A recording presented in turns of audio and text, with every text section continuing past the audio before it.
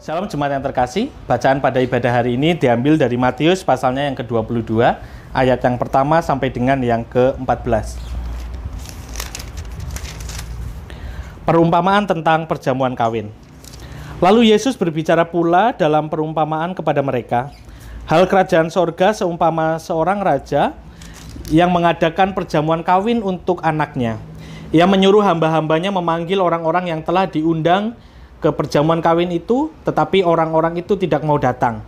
Ia menyuruh pula hamba-hamba lain, pesannya, katakanlah kepada orang-orang yang diundang itu, sesungguhnya hidangan telah kusediakan, lembu-lembu jantan dan ternak piaraanku telah disembelih, semuanya telah tersedia. Datanglah ke perjamuan kawin ini. Tetapi orang-orang yang diundang itu tidak mengindahkannya.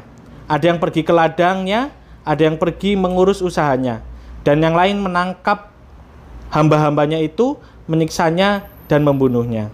Maka murkalah raja itu, lalu menyuruh pasukannya ke sana untuk membinasakan pembunuh-pembunuh itu dan membakar kota mereka. Sesudah itu ia berkata kepada hamba-hambanya, perjamuan kawin telah tersedia, tetapi orang-orang yang diundang tadi tidak layak untuk itu. Sebab itu pergilah ke persimpangan-persimpangan jalan dan undanglah setiap orang yang kamu jumpai di sana ke perjamuan kawin itu.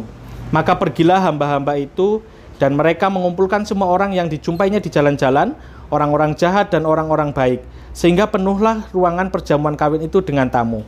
Ketika raja itu masuk untuk bertemu dengan tamu-tamu itu, ia melihat seorang yang tidak berpakaian pesta. Ia berkata kepadanya, hai saudara, bagaimana engkau masuk kemari dengan tidak mengenakan pakaian pesta? Tetapi orang itu diam saja. Lalu kata raja itu kepada hambanya, ikatlah kaki dan tangannya, dan campakkanlah orang itu ke dalam kegelapan yang paling gelap. Di sanalah akan terdapat ratap dan kertak gigi. Sebab banyak yang dipanggil, tetapi sedikit yang dipilih. Demikian Injil Tuhan Yesus Kristus, berbahagia mereka yang mendengarkannya dan melakukannya di dalam kehidupan sehari-hari. Shalom jemaat yang terkasih, pada saat ini kita kembali berjumpa di dalam ibadah secara virtual pada tanggal 11 Oktober 2020. Kami bersyukur sekali bahwa pada saat ini jemaat yang terkasih boleh berada di dalam naungan Tuhan, lindungan Tuhan, sehingga boleh mengikuti ibadah meskipun hanya di rumah saja. Jemaat yang terkasih, siapa toh di antara kita yang suka kalau kita diabaikan? Siapa toh di antara kita yang suka kalau kita tidak didengarkan? Siapa toh di antara kita yang suka kalau apa yang kita katakan tidak diperhatikan oleh orang lain? Tentu jemaat yang terkasih, setiap dari kita tidak suka kalau kita diabaikan atau tidak didengar oleh orang lain. Setiap dari kita perlu mendapatkan perhatian, didengar, dan juga diperhatikan oleh orang lain. Namun Bapak Ibu yang terkasih, di dalam kehidupan kita mungkin seringkali, sengaja atau tidak, kita melakukan hal itu tadi. Kadang kita mungkin mengabaikan saat orang lain berbicara kepada kita. Atau mungkin kita kadang tidak mendengarkan dengan baik saat ada orang lain sedang berbicara dengan kita. Jemaat yang terkasih, bicara tentang mendengarkan ini adalah sesuatu yang sangat vital di dalam kehidupan dan juga relasi umat manusia.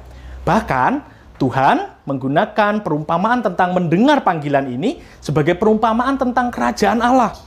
Di dalam Matius pasal yang 22 dikatakan bahwa saat itu, bicara tentang kerajaan Allah itu seumpama seorang raja memberikan sebuah undangan kepada orang-orang yang ada di luar istana. Namun apa yang terjadi Bapak Ibu? Saat Tuhan menyuarakan undangannya itu, tidak banyak orang yang mau mendengarkan apa yang menjadi undangan dan juga seruan Tuhan. Banyak dari mereka malah mengabaikannya. Bahkan bisa jadi malah ada juga yang membunuh dan juga menyiksa utusan-utusan yang memberikan undangan tersebut. Jemaat yang terkasih, sebenarnya di dalam kehidupan kita, setiap dari kita itu sadar bahwa Tuhan adalah gembala yang agung di dalam kehidupan kita. Dia adalah gembala yang sejati. Mungkin Bapak Ibu pernah mendengar tentang istilah gembala yang membawa kita ke air yang tenang, membawa kita kepada rumput yang hijau. Gembala kita, gembala yang agung kita, Tuhan kita, tentu akan membawa kita ke tempat yang baik, membawa kita ke tempat yang terbaik sesuai dengan apa yang menjadi kehendaknya. Atau bisa kita katakan Tuhan pasti menginginkan kita untuk masuk ke dalam kerajaan Allah itu sendiri. Namun syaratnya satu Bapak Ibu yang terkasih, yaitu kita mau mendengarkan panggilan Tuhan. Kita mau mendengarkan seruan Tuhan agar kita mengikutinya. Saat kita mau mendengarkan seruan Tuhan, percayalah bahwa kita pasti akan dipimpin, dibimbing ke dalam sebuah jamuan yang begitu luar biasa, seperti halnya yang dikatakan di dalam Matius pasalnya ke-22 ini. Tuhan telah menyediakan semuanya, jamuan yang baik, Tuhan menyediakan segala sesuatunya. Tapi seringkali Bapak Ibu, kita yang tidak mau mendengarkan apa yang menjadi seruan Tuhan dan juga yang menjadi undangan Tuhan di dalam kehidupan kita. Jemaat yang terkasih, melalui bacaan ini, melalui Matius ini kita mau belajar bersama bahwa bicara tentang hal mendengarkan adalah sesuatu yang penting di dalam kehidupan kita.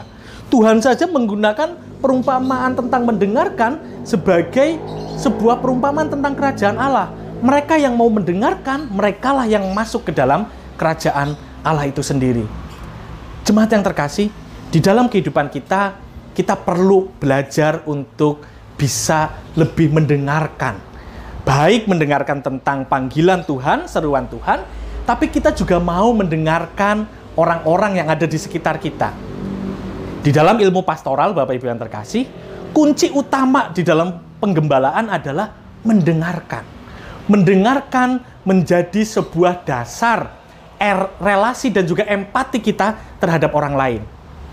Tidak mungkin seseorang bisa benar-benar berempati di dalam kehidupan orang lain kalau mereka tidak bisa mendengarkan dengan baik. Coba kita bayangkan saja seandainya ada orang yang curhat kepada kita tentang permasalahannya, dia curhat tentang kehidupannya. Tapi kalau kita tidak mendengarkannya dengan baik, bagaimana mungkin kita bisa memberikan sebuah empati terhadap cerita yang diberikan oleh saudara kita? Orang kita mendengarkan saja tidak dengan baik kok. Bagaimana kita bisa mengerti apa yang menjadi permasalahannya? Jemaat yang terkasih, ini menjadi penting di dalam kehidupan relasi kita. Terkhusus adalah Bapak Ibu, di dalam kehidupan keluarga kita. Di dalam kehidupan keluarga kita, Bapak Ibu, kunci dari kehidupan rumah tangga, salah satu seni merawat rumah tangga, seni merawat keluarga adalah kuncinya mendengarkan antara satu dengan anggota keluarga yang lain. Kenapa Bapak Ibu? Karena dengan kita mendengarkan, kita bisa semakin memahami tentang keluarga kita. Kita semakin bisa mengerti apa yang menjadi pergumulan anggota keluarga kita. Dengan mendengarkan, kita bisa benar-benar berempati terhadap anggota keluarga kita yang lain. Contoh Bapak Ibu, yang paling sering mungkin diabaikan saat ada di dalam keluarga adalah biasanya suara dari anak-anak kita. Biasanya, wah, masih anak kecil, kadang suaranya nggak didengar di dalam keluarga. Tapi Bapak Ibu, tahukah kita bahwa saat anak kecil diperlakukan dengan cara yang diabaikan demikian, itu dapat mengganggu dalam psikologi perkembangannya.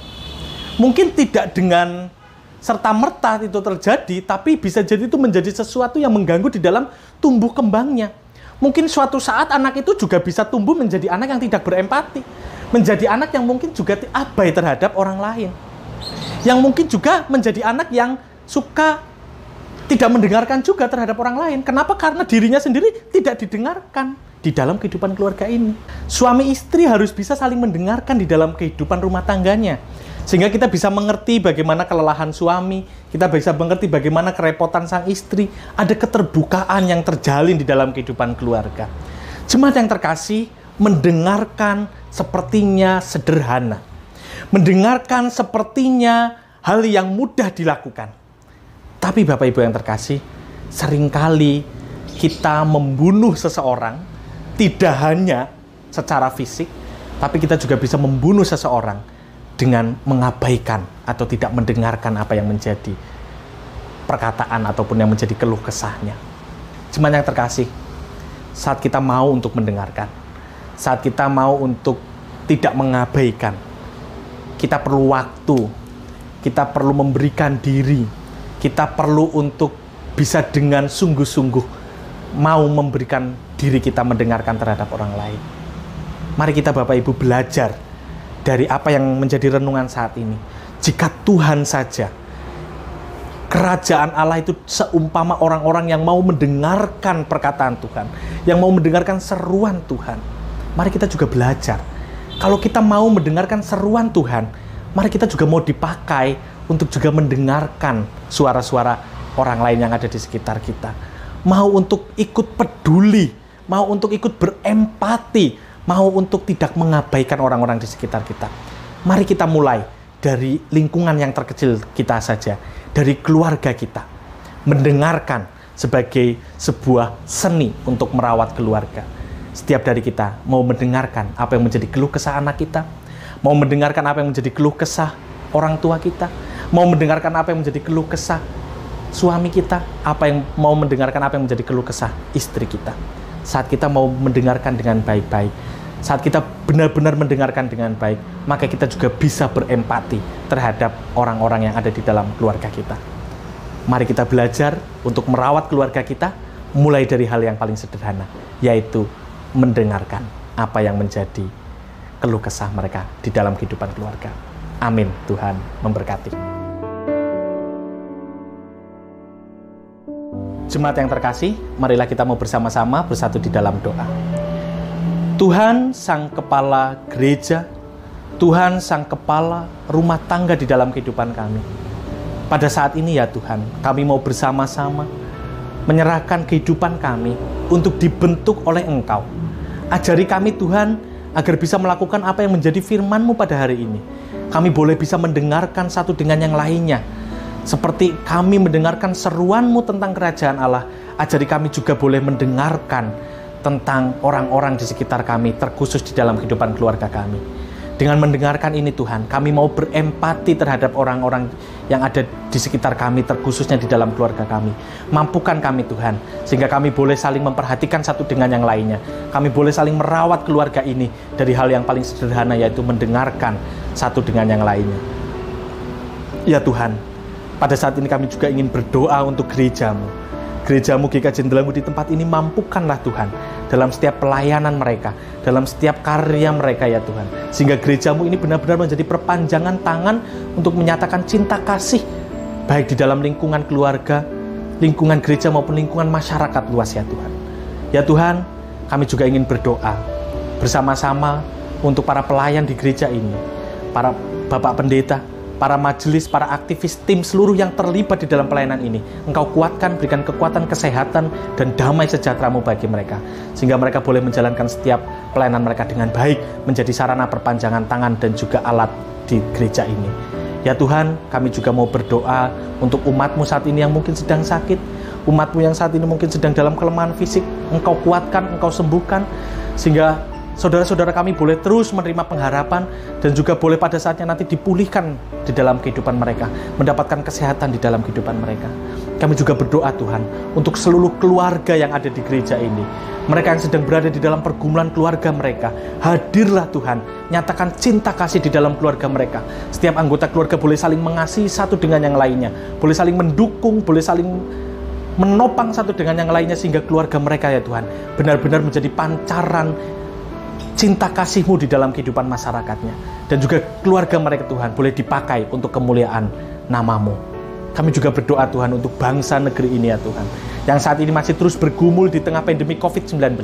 Kiranya Engkau bebaskan dari semua persoalan ini Tuhan, melalui tangan-tangan para dokter, para tenaga medis, masyarakat yang terus bahu-membahu untuk menjaga dan juga memutus mata rantai COVID-19 ini ya Tuhan. Mampukan kami Tuhan, sehingga kami boleh saling menopang, menjaga keselamatan di antara kami, sehingga melalui setiap gerak kehidupan kami ya Tuhan, kami boleh menuntaskan setiap persoalan COVID-19 yang ada di bangsa negara kami ini.